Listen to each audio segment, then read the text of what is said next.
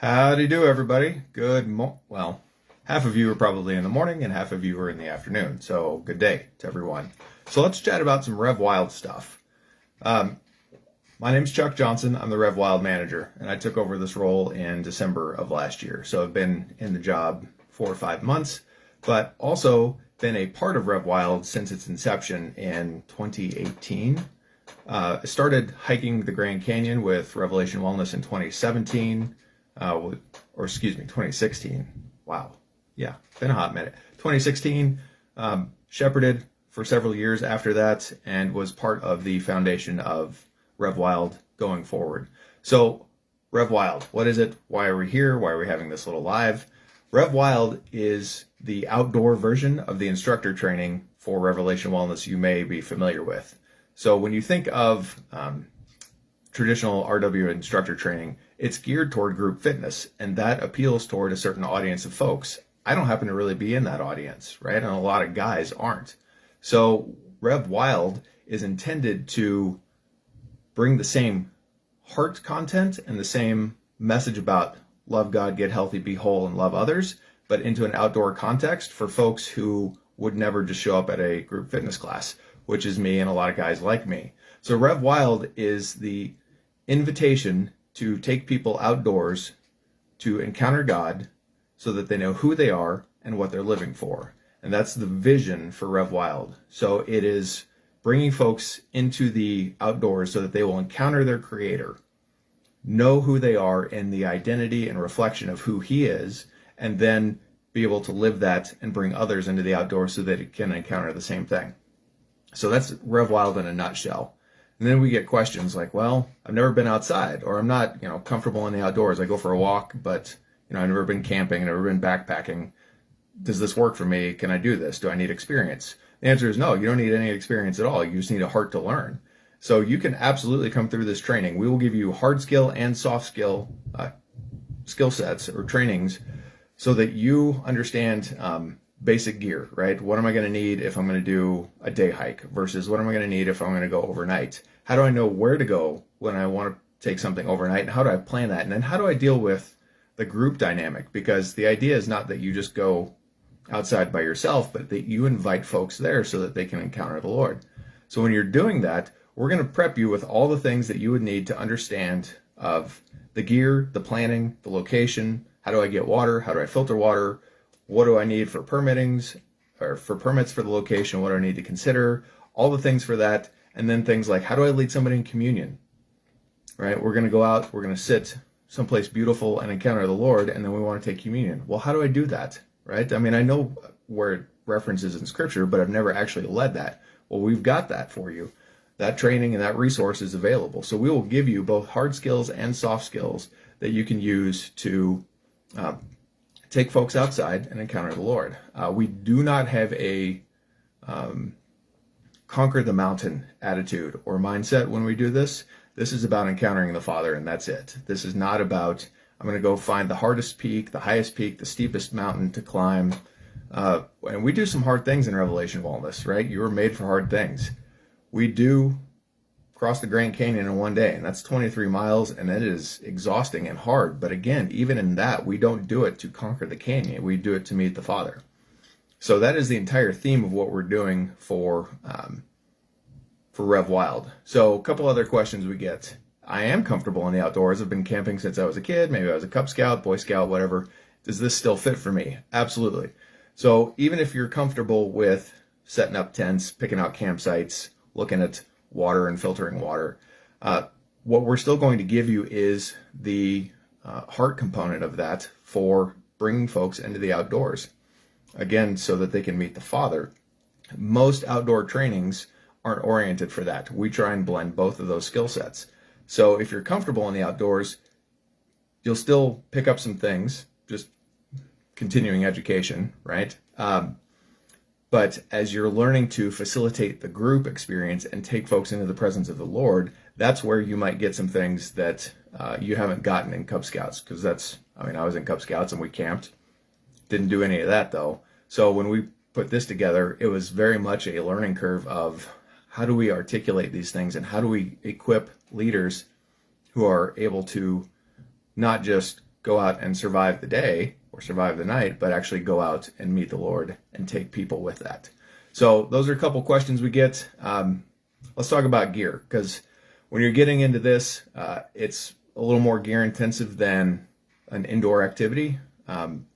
So you're going to end up needing a backpack, like an actual pack, not just a day pack. You need a good sized backpack.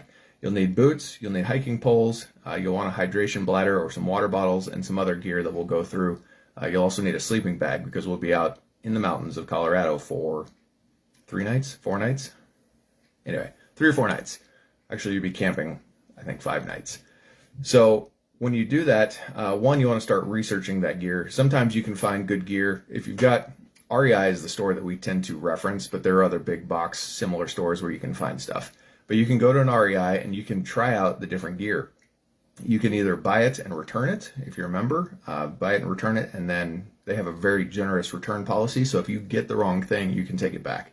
The other thing you can do is they have a, totally drawn a blank, like a co-op store for refurbished items. So you can buy some used stuff, try that out as well before you go and drop significant money on something that you might find that, man, that really wasn't the best thing that I need. You can also rent gear. So REI does rentals for certain things. Now, post-COVID, their rental policies may have changed on some things, but historically, you've been able to rent packs, you've been able to rent sleeping bags, camp chairs, and some of that type stuff. If you need that, there's a way to get that without necessarily breaking the bank. There are a few things that you'll have to pick up, like boots. You're not going to be able to rent boots, right? You got to just get your own boots. But there are some other things that you can borrow, rent, use, try out, demo, to make sure that it's the right thing for you before you go and commit to purchasing that. So there are some options with that. So the gear requirements should not be viewed as a deal breaker, right? So next question. I live in a place with very little elevation. Can I actually train for this? Because you're going to the mountains of Colorado. Yes, you absolutely can. We have some folks who went through our very first squad with RevWild in 2019. They live in Kansas, and their hill is 25 feet. So that's how much up and down they get vertical elevation for their training hikes. Out and back, up and down. You can absolutely do something like that. We've had folks use stadium stairs, high school, outside the track, just up and down the stairs on the stadium as you work your way around the track. You've had folks do high rises and things of that nature where you're in a multi-story building or a parking garage where you can get some steep elevation and back and forth, and you just make laps until you get your elevation. And we go over how to calculate that to make sure you're getting the right distance and the right elevation for the training and the training weight. But you can absolutely do this. We had somebody, not necessarily for RevWild, but even for the Grand Canyon, which is a far steeper in terms of event, trained in the Bahamas. Not exactly mountainous terrain, but she was able to train adequately. So flatland, absolutely. Don't let that concern you. It just takes a little bit of work to figure out where you're going to get the elevation. So we got a question in the chat. You have arthritis in your knees. Would you be a candidate for this? So the answer to that is yes, with some consultation from your doctor to make sure that you're good, and we can give you the specific training requirements. So some things you have to consider specifically about RevWild and the expedition. We're camping in the 9,000 to 10,000 foot range. So that's where we're spending the bulk of our time. That can lead to some altitude issues where folks are feeling that altitude and you just feel queasy or altitude sickness. That can be one impact. You're also carrying a pack, and that pack weight can be 40 to, right? So my size, I'm 6'5" and 240 pounds. So in that regard, I would carry a heavier pack, but my pack weight could be 55 pounds or so based on my body type and size. So you're going to end up carrying roughly, figure 25% of your body weight. 20 to 25 is kind of the rule of thumb that we use. And so you have to add that to the weight that you're carrying. Amy Knutson, right, put a great comment in there. She was able to do it with arthritis in her back. So it's tough, but it is doable. So it's something to consider. And if this year, based on what you have going on in your body and with your doctor, We're going to do it again next year. We're already talking about the dates and times for that, so you won't even have to wait necessarily a year potentially for that to come back around.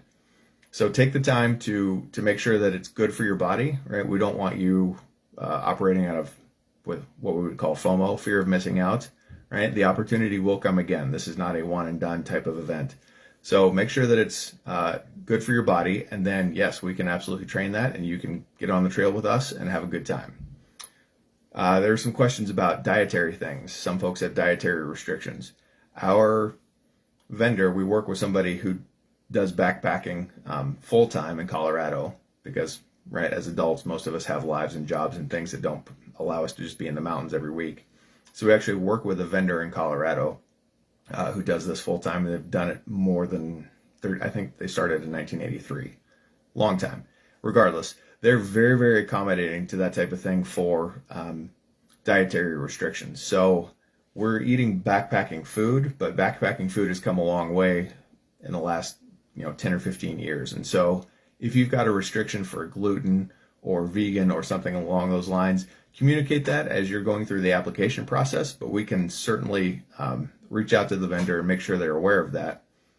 They were able to do that in 2020 with the last group that we had, and the group said it was, we didn't have any complaints, I'll put it that way. Everybody had a good time, enjoyed being able to be on the trail, still be able to eat, and come down feeling good, not having eaten things that are outside their dietary restrictions. So, let's see, any other questions? Yep, Amy was also on that part. So with dietary restrictions, they were pretty solid. Let's see, other questions. So what do you do with the training? Good question. So when we gear this, it's intended to be backpacking and or camping up to probably 2 nights or 3 nights on the trail, which is, we'll do a little bit more than that, 3 or 4 nights on the trail.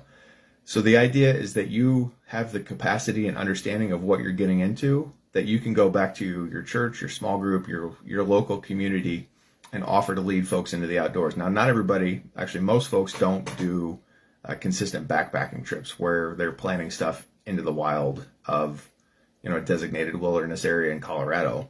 They're doing stuff in their local community, and some of that's day hikes, some of that might be afternoon stuff, Saturday morning hike in the park. So you can ratchet that down to what your community is responsive for and what will go over well. You don't have to mirror exactly what we're doing. So you don't have to plan overnight trips. You might come say, that's great, but I really just want to do day stuff. That's what everybody's going to do. Perfect, not a problem. You could plan a 1-hour thing out at a park or out at the lake if you've got a city lake. You could do a campfire out there. You could do a bonfire. There are all kinds of things that you'll have resources for. And what this really is a resource for you to bring folks into the outside so that as you and the Lord work out what is appropriate for you, your group, and the folks in your life, you can take that and apply that there. So you've got the grid for longer overnight type things to understand that, but you don't necessarily have to do that. One other question we got, well, I learned to run this as a business.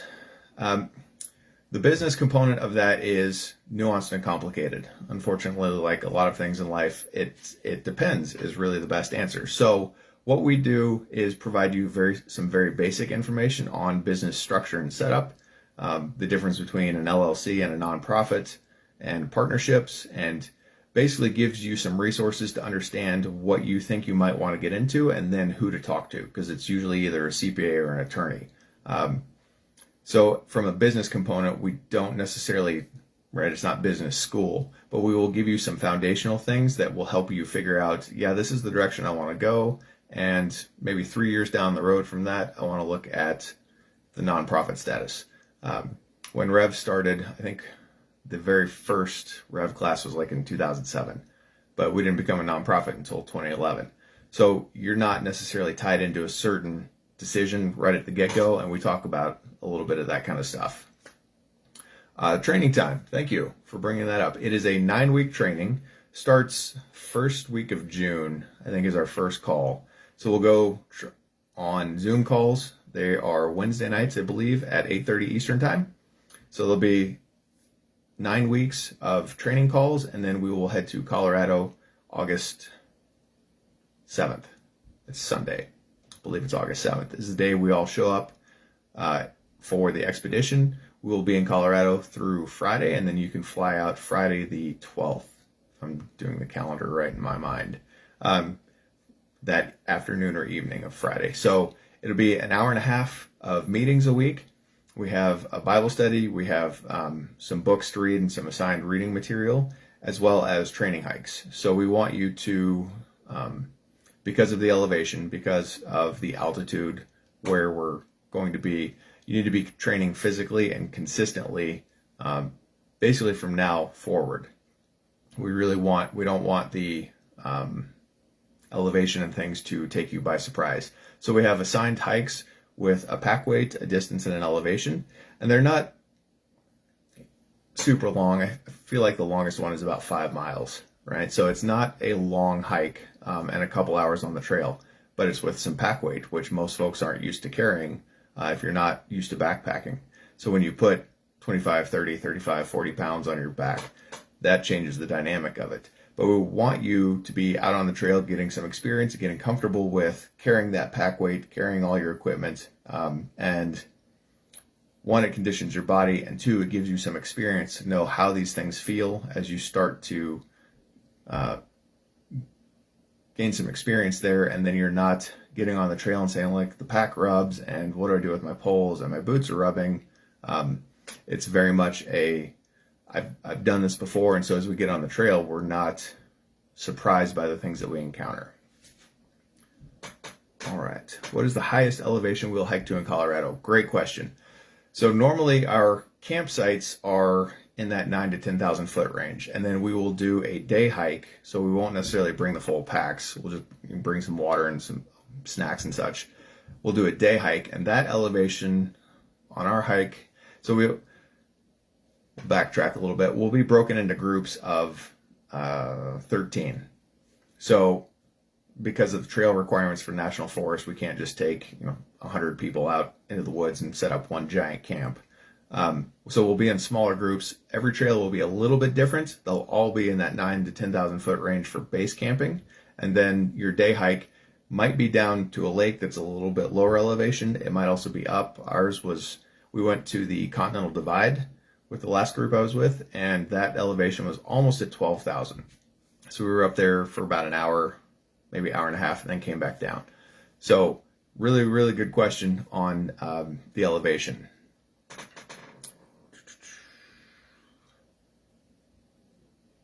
All right.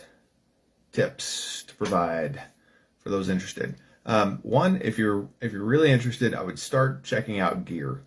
Just go to a big box store and talk to some folks. If you've got an REI, those folks are really great. There are others. It just happens to be what I can find in the area. So, but chat with the folks who do this for a living in terms of what gear do you need and what do you recommend and what's the best way to kind of inch my way into this without walking out and dropping a large chunk of change on equipment. The EAs can talk to you specifically about the cost, because I don't want to throw out the wrong number and then get fussed at. But Joy, the EA, and RevWild can answer that on a call if you need be. I'll let them put that in the chat though. And tips and tricks. So start moving, start doing things that are a little bit atypical. Most of us don't just find a hill to go up and down. If you do hike, find some harder terrain in terms of the elevation. And if you're not much of a hiker, just start getting out on the trail and get off the pavement and the concrete, right? Get on to the irregular stuff and start getting some experience and playing with that. So it's just a different animal when you're walking and stepping over rocks and roots than it is stepping on blacktop and concrete. All right, what other questions do we have and how much time? Okay, 20 minutes. That's about where we wanted to be. Are there other questions from anybody watching or any that I missed?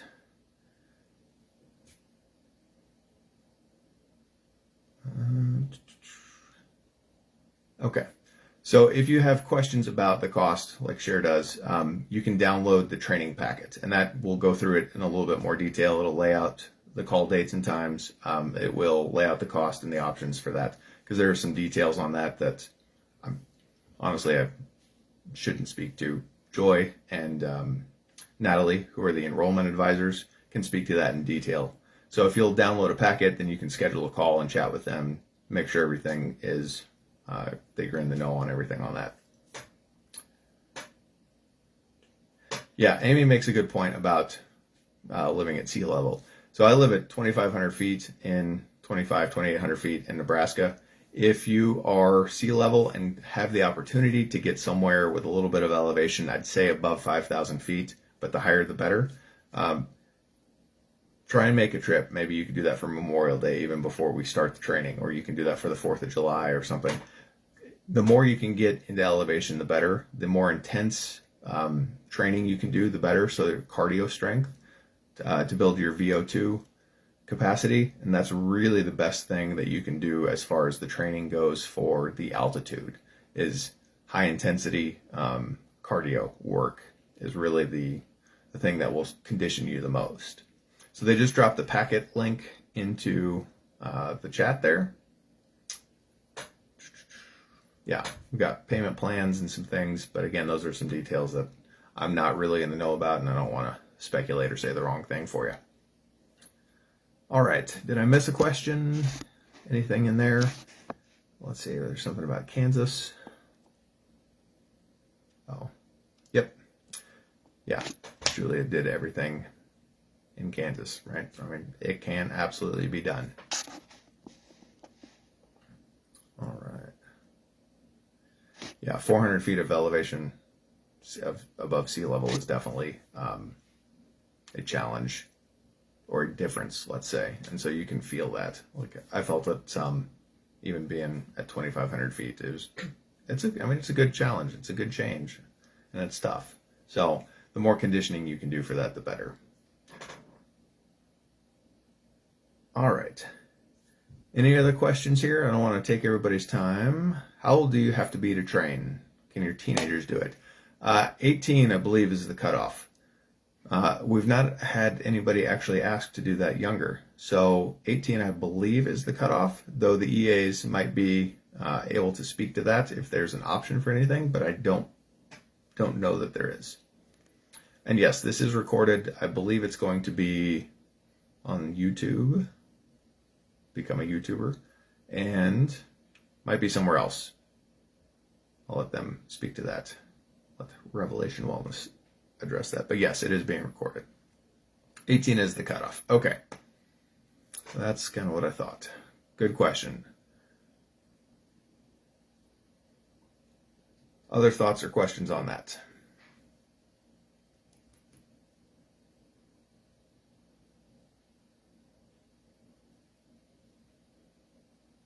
Anybody? Going once? Going once?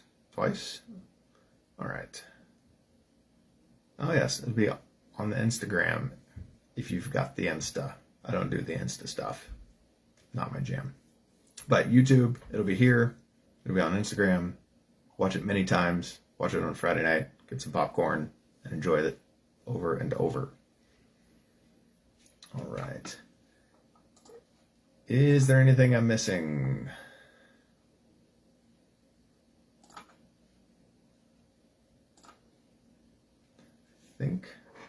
Think that was it.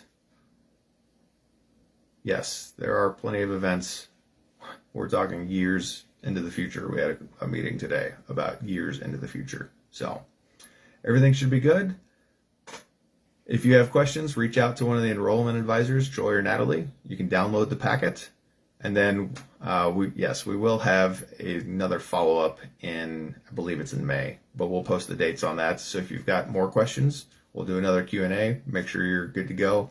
Again, things start in June, so you've still got 5 or 6 weeks before things really kick off. So you've got some time to do a little bit of research, figure out if you've got other questions, and come back to us. But otherwise, we will see you on the next one.